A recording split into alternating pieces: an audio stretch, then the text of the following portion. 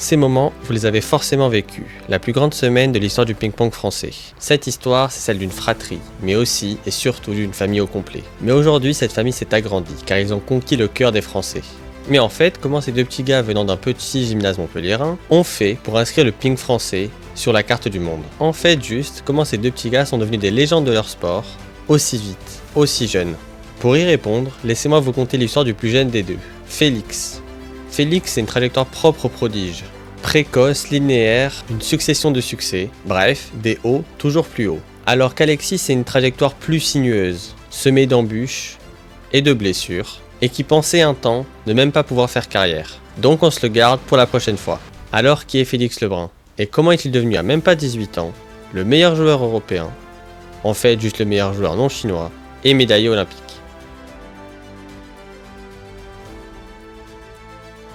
La différence entre Félix et les autres joueurs se remarque très vite, parce qu'il commence très tôt à taper dans la balle.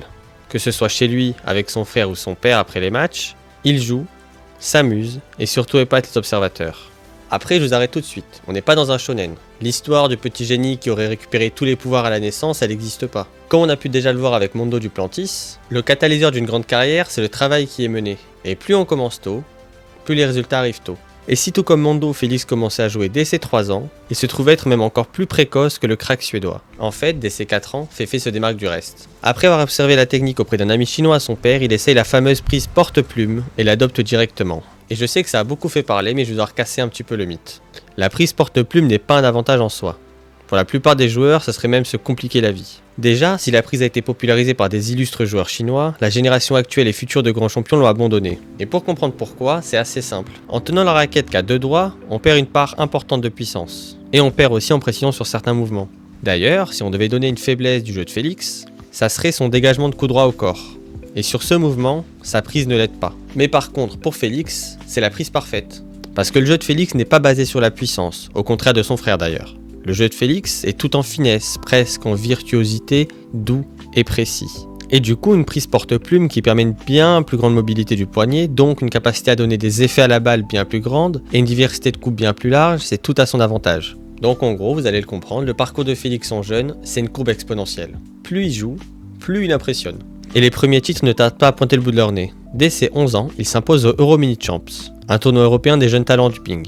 En fait, ça sert à rien que je vous lise tout le palmarès de Félix en jeune, sauf si vous voulez que la vidéo dure 1 heure. Dites-vous simplement qu'il devient champion de France et d'Europe de toutes ses catégories d'âge jusqu'à son arrivée dans le monde des seniors. Et même un titre de vice-champion du monde des moins de 15 ans. Bref, il a roulé sur toute l'Europe et s'attaque maintenant au monde des plus grands. Alors, à seulement 15 ans, Félix Lebrun fait ses débuts sur la scène internationale senior. Et son année 2023 va marquer les esprits. Dès sa première année, le Français réalise quelques coups d'éclat, notamment des victoires sur le numéro 26 mondial, Shuang Xiyan, et le numéro 9 mondial, Dan Qi. Il faut se rendre compte qu'il commence la saison à seulement 16 ans et qu'il va monter très vite les échelons. Il passe du top 1000 au top 100 en seulement quelques semaines. Félix fait partie de ce qu'on peut appeler les prodiges, ceux qui allient aussi bien précocité que niveau de jeu très élevé. À une époque où la précocité est encore plus recherchée que la virtuosité, Félix Lebrun est un cas d'école. Mais donc, après quelques gros coups d'éclat, Féfé se lance à la quête de son premier titre de champion de France senior. C'est le seul titre national qui lui manque, mais aussi le plus important. Et il s'avance parmi les grands favoris. Pour faire un rapide tour de table, ils sont 3 au sommet du ping français. Félix déjà, Alexis vous vous en doutez, mais aussi, il est un peu moins connu, Simon Gauzy. Simon c'est un excellent joueur et il a porté à bout de bras pendant des années le ping français. Sans doute le meilleur joueur français de la dernière décennie et celui qui a permis à la France de maintenir sa place sur l'échiquier mondial et qui s'avance en championnat de France en tant que double tenant du titre. Et donc sans surprise on retrouve ces 3 hommes en demi-finale. Si de son côté Simon s'ouvre assez facilement les portes de la finale, de l'autre côté du tableau, nous avons le droit à un duel fraternel, la naissance d'une rivalité qui marque déjà le ping français de son empreinte, Alexis contre Félix, Lebrun contre Lebrun. Et à ce moment-là, la question qu'on se pose tous, c'est comment on fait pour aborder un match contre son frère, surtout un match de cette importance-là. Son meilleur adversaire depuis l'enfance, son meilleur ami surtout. Ils se connaissent sur le bout des doigts, passent chaque minute ensemble, il n'y a donc aucun moyen de surprendre son adversaire, son frère. Sur le terrain, c'est le statu quo. Les deux joueurs ont des forces qui s'annulent. Vous vous en doutez, mais quand on s'entraîne ensemble depuis 10 ans, chacun développe un style de jeu contraire à l'autre. Pour Félix, c'est le service, le revers et l'attaque. Pour Alexis du coup, c'est le retour, le coup droit et la défense. Alors ce qui va vraiment faire la différence, c'est le mental. Et si vous pensez que les deux frères retiennent leur coup, et surtout leur cri, vous vous trompez. Alexis devant en junior, et voilà, s'entraîne bien comme l'autre, à passer, à balayer au-dessus du plateau et à démarrer. Et le coup préféré revient comme on vient de le voir avec son revers.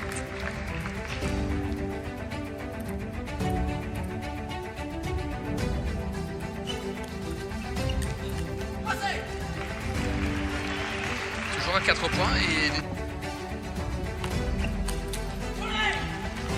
Bien pivoté là, bien anticipé. Le point du match.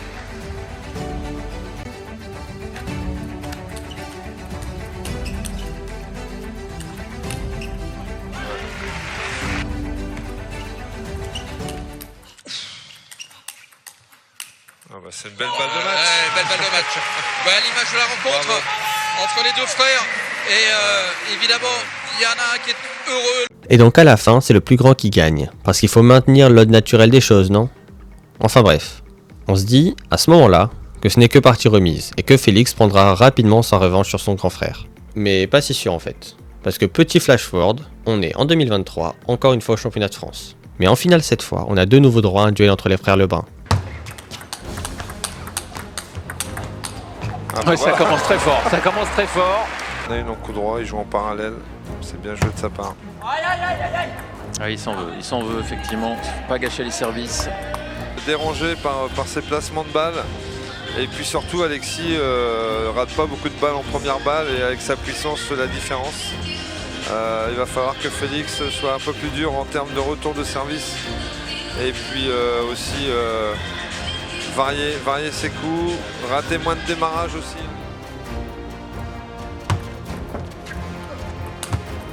Et voilà, victoire et belle émotion d'Alexis Lebrun qui revient au plus haut niveau et qui réussit la performance de conserver son titre national. Toujours 4-7 à 1, une véritable sensation d'impuissance pour Félix qui en cette année 2023 va pourtant prendre son envol et remporter de nombreux matchs face à des joueurs bien plus classés que lui. Mais en fait, face à son frère, c'est pas forcément une question de niveau, c'est une question de rivalité fraternelle. Peu importe l'écart de niveau entre les deux joueurs, une rivalité avec son frère, ça reste unique. Et Félix a encore besoin d'apprendre.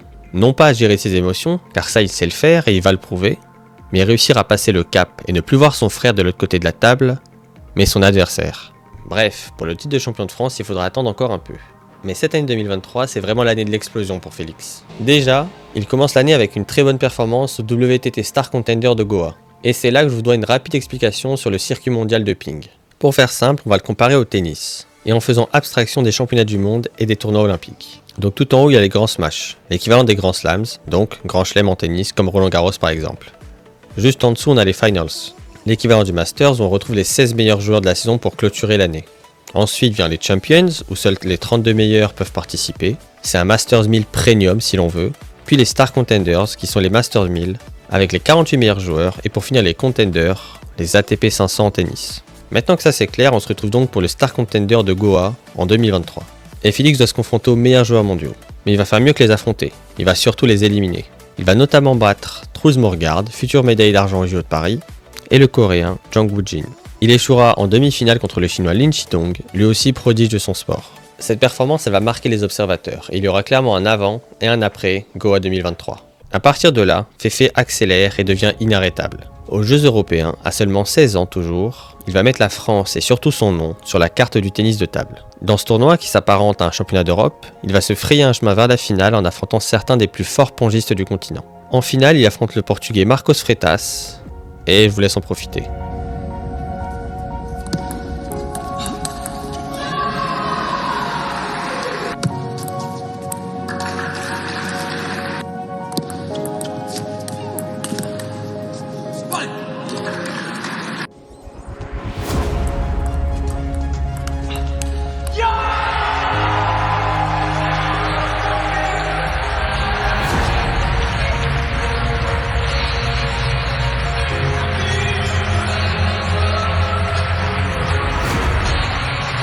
Après avoir ramené la première médaille d'or majeure du ping français, Félix se concentre sur le tournoi en équipe. Parce que oui, j'en ai pas encore parlé, mais en tennis de table, les tournois de double, mixte ou par équipe ont une vraie importance.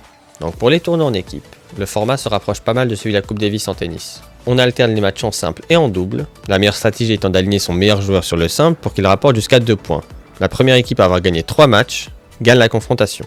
Et donc, si vous avez suivi, avec Félix et Alexis Lebrun, accompagnés toujours de Simon Gauzy, la France a de gros arguments à faire valoir. C'est même, sans doute, la plus grande chance de médaille en vue des Jeux Olympiques de Paris. Et donc, aux Jeux Européens, l'équipe de France arrache une médaille de bronze.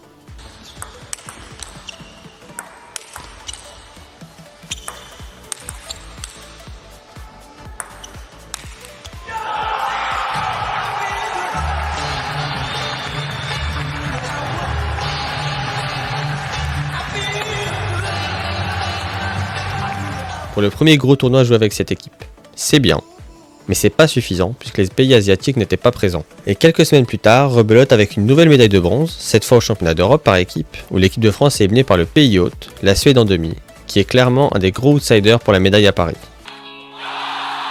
Dans une Malmö Arena incandescente, Félix Lebrun est imperméable au stress. Il s'impose 3-7-0 face à Truls Morgaard, vice-champion du monde il y a 2 ans.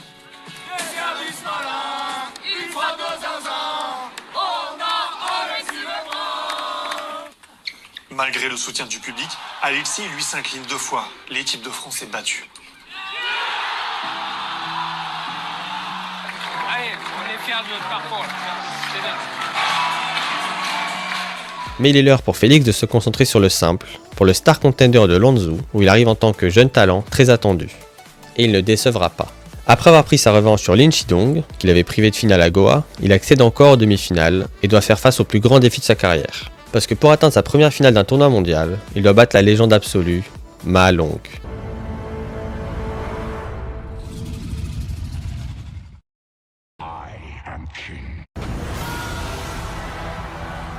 Si vous cherchez le GOAT du ping, la réponse est là. Le joueur le plus titré de l'histoire de son sport avec 6 médailles d'or olympiques, dont 2 en simple, le seul de l'histoire à avoir su faire le back-to-back.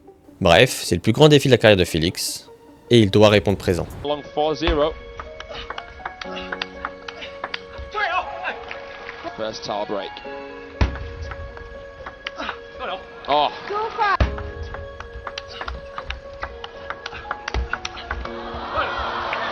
So much. 4 game points. And you've got to be everybody know that he still is the hardest player to beat for a non-Chinese. And that's why 11-2 in the decider there. Le plus important ici, c'est que Félix arrive à atteindre le top 4 d'un Star Contender. Et vous savez ce que ça veut dire. S'il descend d'une catégorie de tournoi, il peut sans doute viser la victoire. Et donc, Féfé s'aligne sur le Contender d'Antalya. Par chance, les meilleurs Chinois ne sont pas là. Et donc le tournoi est très ouvert. Je dis ça, mais il y a quand même le Brésilien Hugo Calderano, 4ème mondial, et Dimitri Chotcharov, un des meilleurs joueurs de l'histoire du continent, qui a notamment réussi l'exploit de devenir numéro 1 mondial devant Ma Long. Et ces 2 joueurs, Félix va les affronter. Calderano d'abord en quart de finale pour un récital dont il a le secret. Un sec 3-0 contre le 4ème mondial, ça marque les esprits. 4 match points.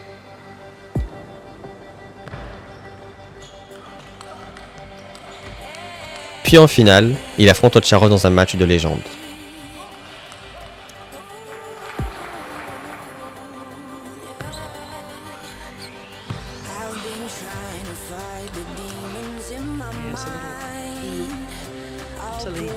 Contrast.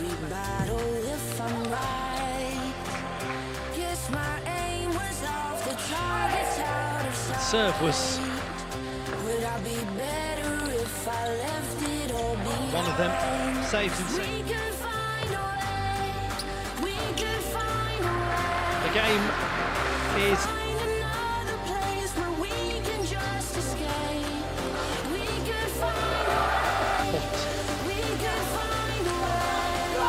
it's LeBron's chance.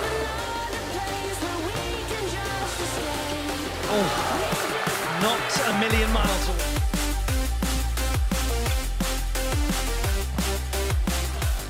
It's another chance.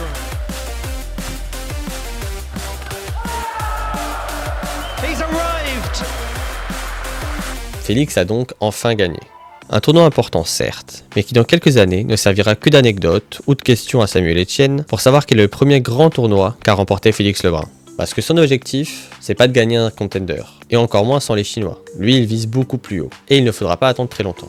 Déjà, il se joue en demi-finale d'un WTT Champions, Vous vous rappelez, c'est le tournoi juste au-dessus des Star Contenders, donc l'un des plus grands tournois hors championnat du monde et olympique. Et cette fois encore, c'est Malong qui lui donne rendez-vous en demi. Et l'histoire est encore la même.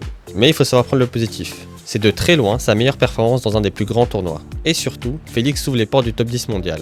À 17 ans, c'est un vrai exploit. C'est même le 3e plus jeune joueur de l'histoire à le faire, et surtout le plus jeune européen. Alors pour gagner, Félix a besoin de rentrer à la maison, à Goa, terre de ses premiers exploits. Et on se retrouve directement en finale, la première de Félix dans cette catégorie. Et il n'a pas le droit à l'erreur car il affronte le numéro 4 mondial, Hugo Calderano. Final, first game, Hugo to serve, Lavon. Favor of the Frenchman.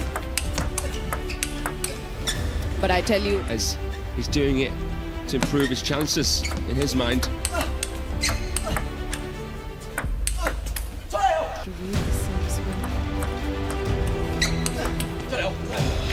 Rob.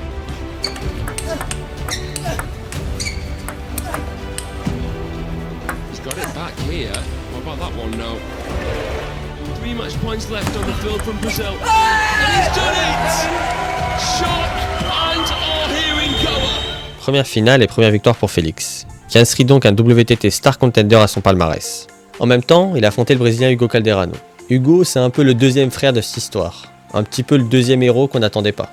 Toujours là pour battre tout le monde et nettoyer le tournoi, sauf Félix. Mais bref, il est l'heure de réaborder le circuit par équipe avec la Coupe du Monde par équipe disputée à Busan en février. Et cette fois-ci, la plus belle génération de pongistes français est au rendez-vous. L'équipe menée par les frères Lebrun et Simon Gauzy passe tous les obstacles sans aucune difficulté, ne concédant qu'une manche contre le Portugal en quart et une manche contre les redoutables joueurs de Taipei en demi. Mais en finale, vous vous doutez qui se présente. Et là, la marche est juste trop haute. La Chine n'a pas perdu un tournoi par équipe depuis un demi-siècle, et la révolution, c'est pas pour tout de suite. Mais ils repartent quand même avec une médaille d'argent, amplement méritée. Et surtout, à 6 mois des Jeux, ils entrevoient clairement des chances de médaille. Il reste alors 2 grands objectifs à Félix en cette année 2024. Déjà, il faut une grosse performance dans un grand smash, les grands chelems. Et c'est chose faite très rapidement avec une demi-finale obtenue à Singapour en mars, malgré une défaite contre le numéro 1 mondial Wang Chuqin. Mais ça lui permet surtout de se hisser à la 5e place mondiale, devenant le 3e plus jeune joueur à se hisser dans le top 5. Et donc, on repart sur les championnats de France, où il devient, pour la première fois, champion de France. En double, avec son frère Alexis.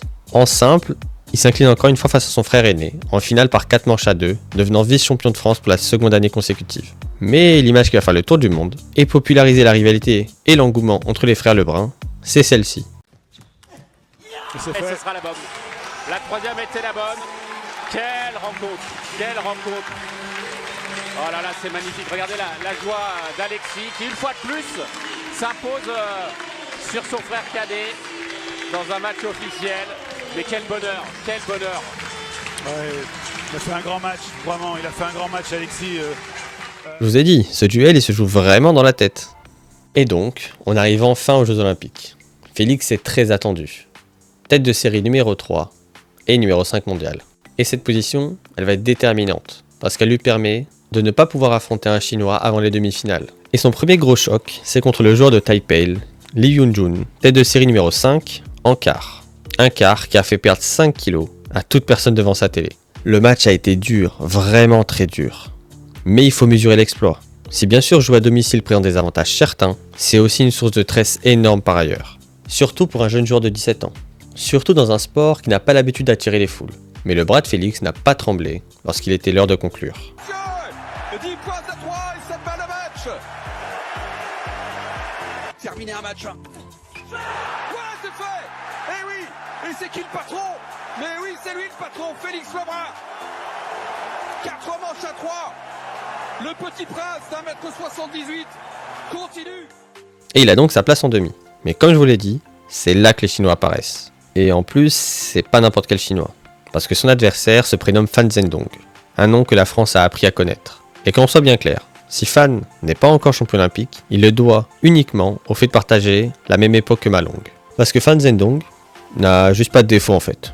Et le public français va vite s'en rendre compte. Ouais, Fan Zhendong aura été intraitable du début jusqu'à la fin de cette demi-finale. Il aura été trop solide, trop fort pour le jeune Félix Lebrun qui n'aura absolument pas... Là, il faut juste savoir reconnaître sa défaite. Mais il reste encore une médaille à aller chercher. Et à 17 ans, ça serait déjà un exploit légendaire. Surtout que dans son histoire, la France n'en a remporté qu'une. Et ça remonte à 1992. Alors il faut aller la récupérer. Et vous savez qui Félix doit affronter dans cette petite finale? Le héros malgré lui de cette histoire, notre ami Hugo Calderano. Et du coup, Félix va lui rouler dessus. 4-7, même pas serré.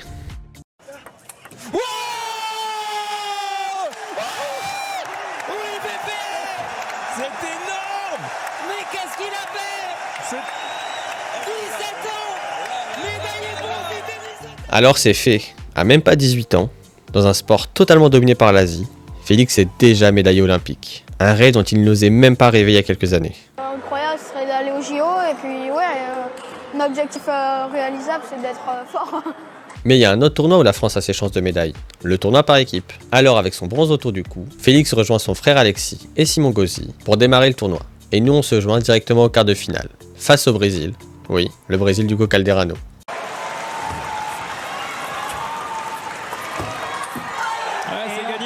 Dans le petit jeu et plein revers. Félix Lebrun est définitivement trop fort pour Hugo Calderano pendant ces Jeux Olympiques. Et ça fait 2-0 pour l'équipe de France. Félix gagne son simple 3-1 et la France rejoint les demi-finales. Malheureusement, le tirage n'a pas été aussi favorable qu'en judo. Incroyable ce truc. Attention, Émilie ferme les yeux. Ça va être Gaba, non? Attention. Oh là là, Maxime Gaël. Faut voir ça, non? Non, c'était des rumeurs. Mais oui, plus de 90, évidemment!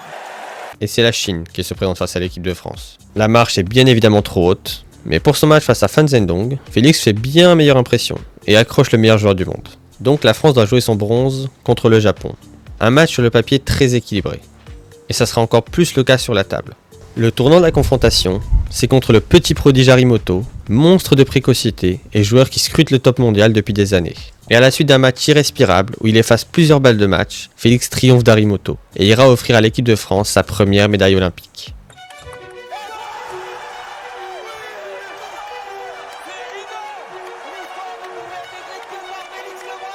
Alors, double médaille olympique, c'est quoi l'avenir pour Félix? Eh bien justement, c'est tout le but de cette vidéo, car la prochaine étape pour Félix, c'est dans un mois, chez lui, à Montpellier, pour le WTT Champions. C'est la première fois qu'un aussi gros tournoi est disputé en France, une très belle chance pour Félix d'inscrire à son palmarès le plus grand trophée qu'il puisse rêver aujourd'hui, et une belle chance pour vous de le suivre, que ce soit à Montpellier ou sur votre TV.